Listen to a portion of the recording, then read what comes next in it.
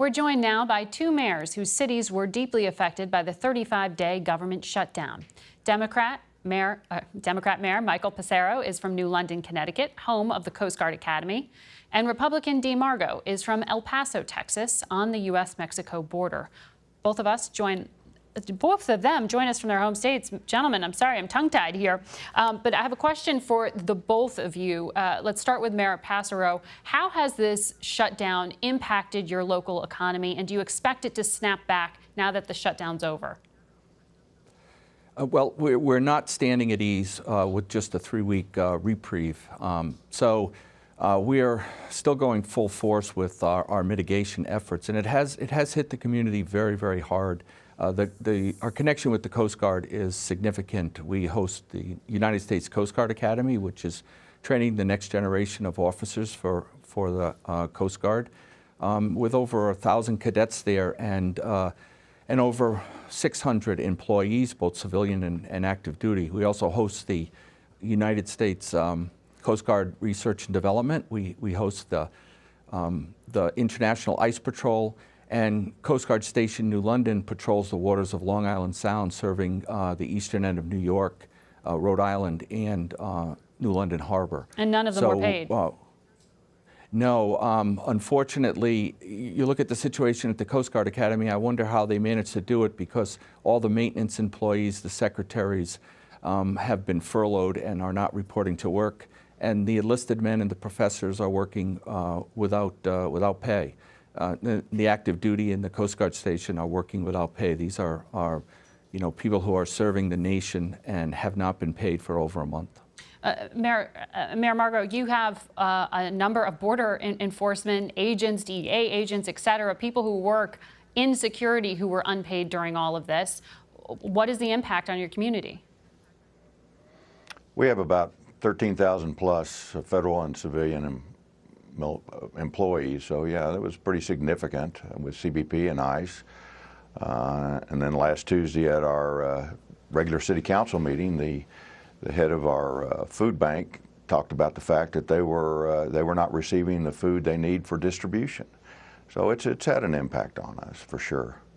You have in your city, which is on the Mexico border, a barrier. The president shut down the government Yes. because he wants one of those in other places in your state of Texas. Is a shutdown worth it? Well, I was listening to your pundits a little bit earlier. I don't think there were any winners in this shutdown, so I don't know how you can talk about winners and losers.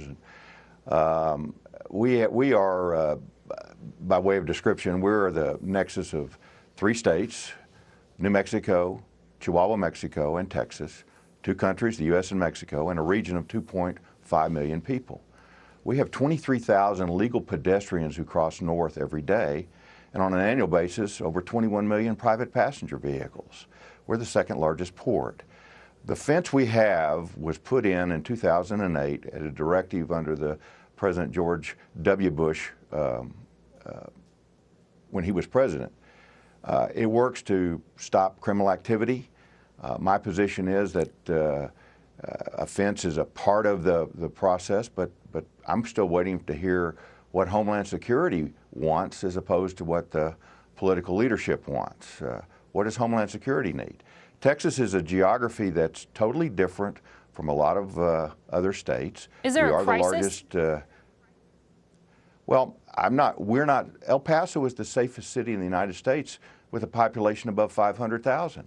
We're not having any of those issues. Now, I've got issues related to the migration coming north every day, and the NGO that we have here overseeing that. In fact, I get numbers every day. This morning, it's 290 are going to be released. Yesterday, we had 250. The day before, 420. I'm concerned about that, but those are those seeking asylum. Mayor Passero, you described the presence of the Coast Guard in your town, and we should say that's the only branch of the military that remained unpaid during the shutdown. There is a bill proposing that they would continue to be paid in the event of a future shutdown. What is your message? How needed is that kind of protection? Oh, absolutely. I mean, the inequity of it, having our Coast Guard military personnel unpaid while the other branches of the military are not affected by this is is patently unfair, and it's unpatriotic. But the community has really stepped up. We also have Sub-Base New London here, and also General Dynamics electric boat. So this is a very strong military community, and the military does take care of their own. So Mayor Margo mentions the food bank. We are, being the urban city, the United Way has a very strong established food bank in the city. But because of the greater need now with all the personnel and families that have not been paid, the community is just providing food and donating food at an incredible rate, both replenishing our food bank.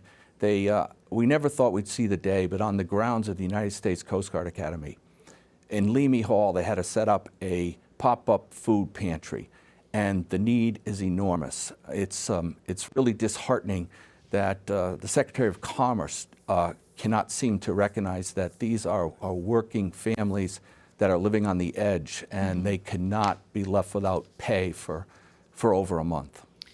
Thank you both for joining us and telling us about that real-world impact. We'll be right back.